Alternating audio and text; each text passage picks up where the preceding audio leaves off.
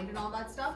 And the 4 pillars we created purposely to take something what's maybe complex and make simple. Yes. All you got to do is do the work. That's it. Okay. So the first pillar, count your wins. Count your wins. The whole point of counting your wins is that, you know, most people at the end of the day are counting their losses. Yes, they are. Looking at all the negative things that happen, all the bad things that happen, all the things that they didn't get done. And they may not realize it. 100%. Right? People complain nonstop. We're conditioned that way, right? So this is the process of beginning to go the other way.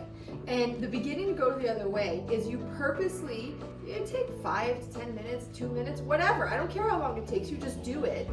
Ideally at the end of the day, so you're not going to bed with all those losses in your head. And ask yourself, where did I win today insofar as where I'm going and moving forward and direction, right? And so they're specifically connected to what you're trying to work on and what you're trying to achieve. Yeah. Now here's the thing that I always tell people with regards to wins.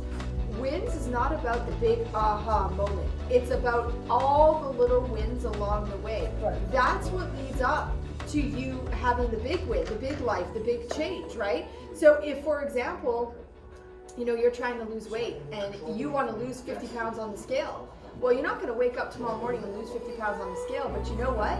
You might have woken up, you know, the next day and realized that, man, I didn't eat the entire bag of chips last night. Yeah. That's a win. It is. And I like, I mean, first of all, I like everything you're saying, but one of the things I want to key in on really quickly is the way you kind of frame it, that change doesn't happen in big aha bursts. It happens slowly over time with very small gradual things. And one of the problems with goal actualization is that people actually believe, and they're conditioned to believe. I'm going to go back to this video time and time again today.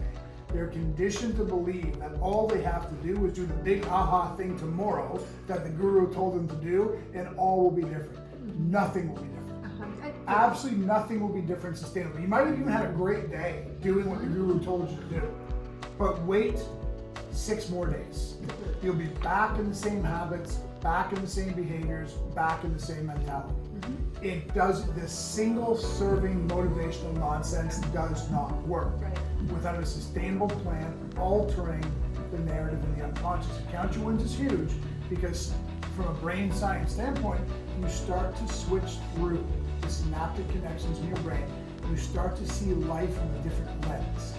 That's called having a different perspective, and that is a dramatic, I mean, you're talking about everything from synapses to hormones to how the adrenal is released, how cortisol is released. You're talking about the endocrine system, you're talking about the sympathetic and the parasympathetic. There is a systemic change in every part of you, hormonally, neurally, etc., when you start to alter the lens or the perspective from which you're seeing the world. This is not a small exercise, but it's performed in a small way. Completely. And there's a big difference. It is.